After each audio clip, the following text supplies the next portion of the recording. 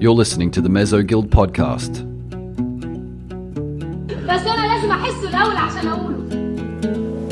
아직 나의 어색한 한국말이 짤따рат하고 지적하진 말아주세요. Я хочу с тобой серьезно поговорить.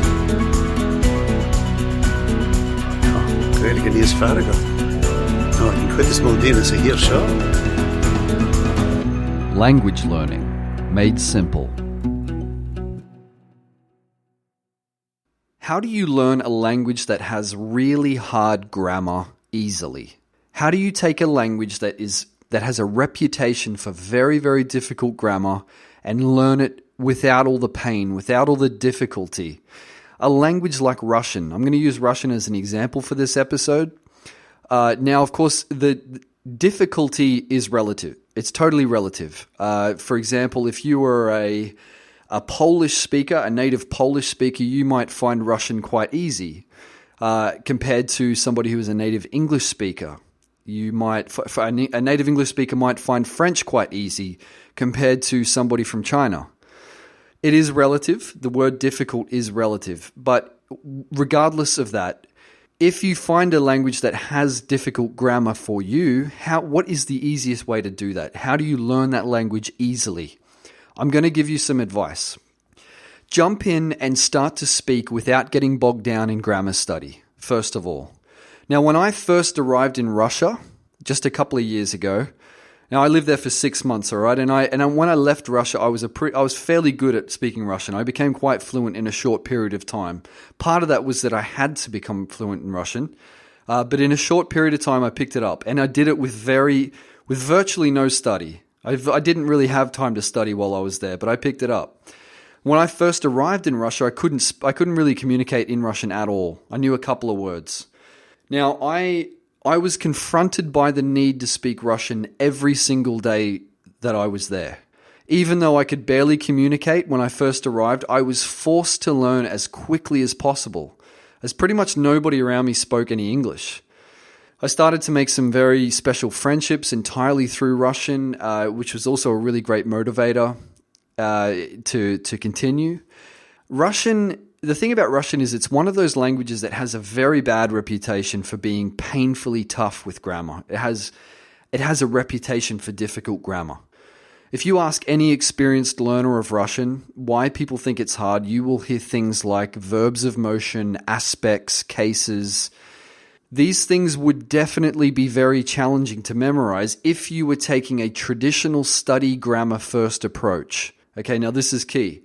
If you're approaching the language with a traditional method, a traditional approach of studying the grammar first, those things are going to be very difficult, okay? And there's no way to get past that. There's just no way to get around it.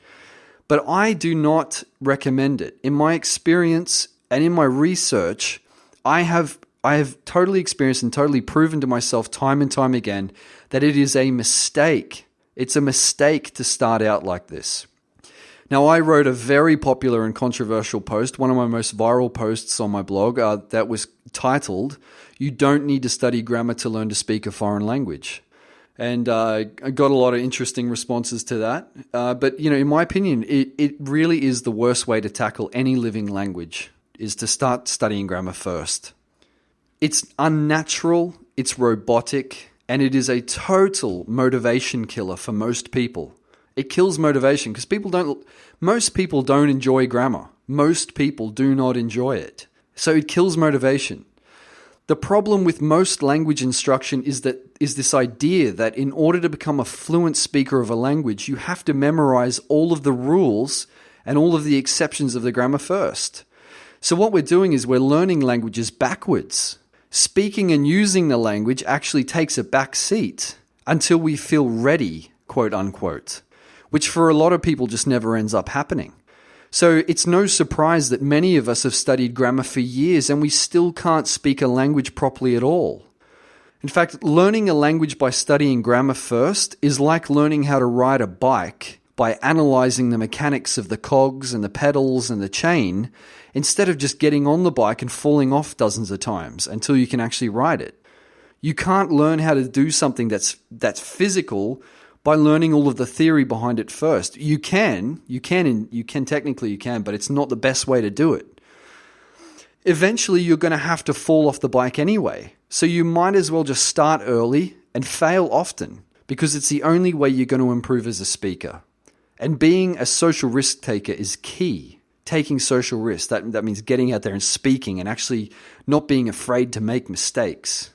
Listen, repeat, and use whole phrases and expressions, even if you have no idea how they work grammatically. Even if you don't even understand the grammar, just use them and repeat them.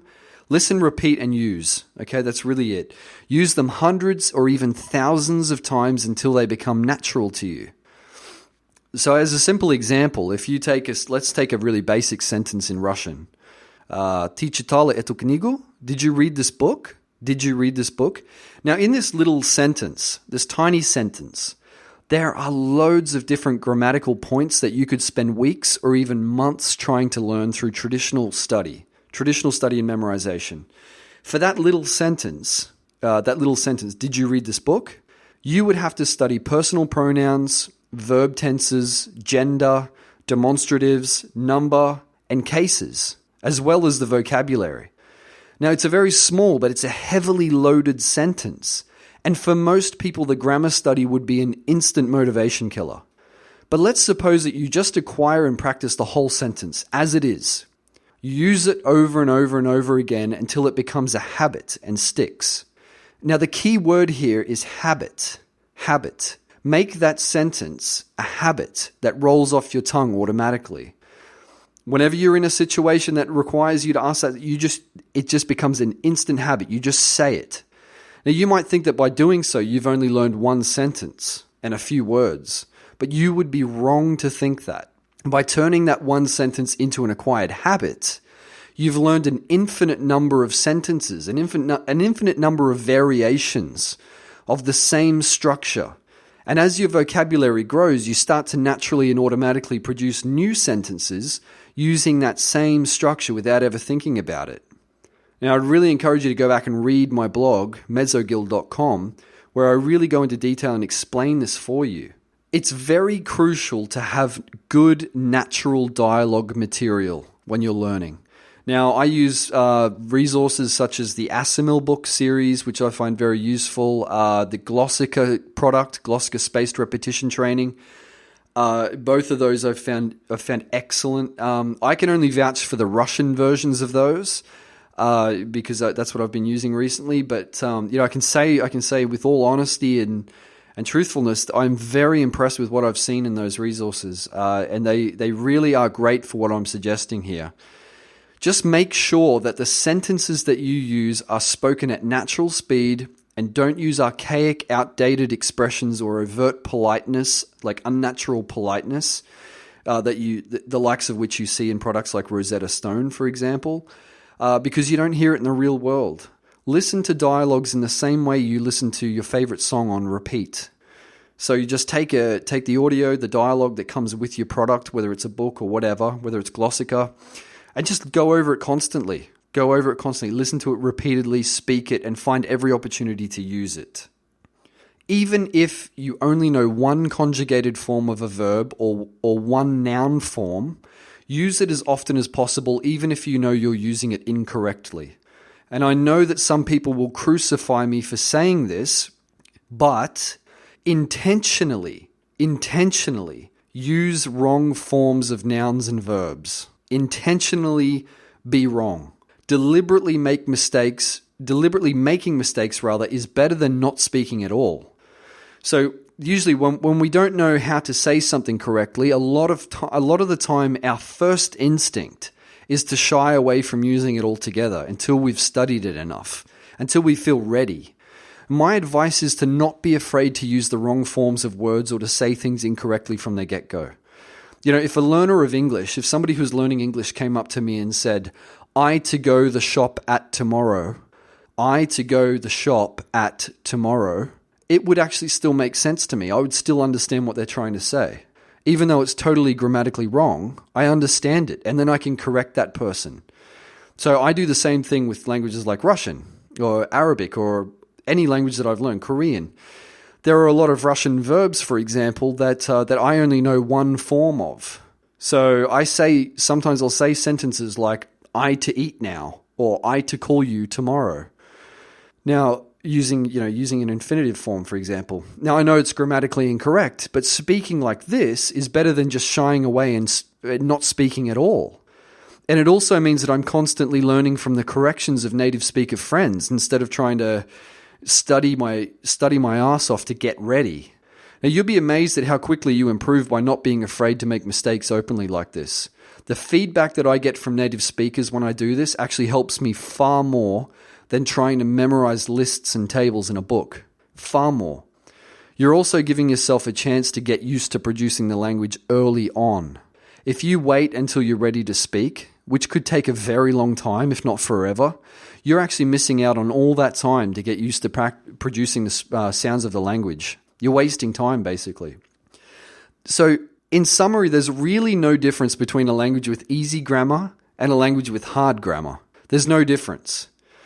The reason why I titled this, How to Learn a Language That Has Really Hard Grammar Easily, is because by taking this approach, the difficulty level of a language's grammar actually becomes irrelevant. In other words, it doesn't matter if you're learning a language that has easy grammar or hard grammar because you're not studying grammar. It doesn't matter. It doesn't matter what relative difficulty it has because that's not the approach that you're taking. So I'm learning Russian the same way that I learn Korean, for example, which actually has a much simpler grammar in comparison to Russian, believe it or not. Get to work on acquiring whole lexical chunks, okay? Whole lexical expressions, whole phrases. Listen to them and repeat them constantly, and then find every opportunity to use them. Turn real language that you read and listen to into a habit. Remember that key word, habit. And save the grammar study for later on.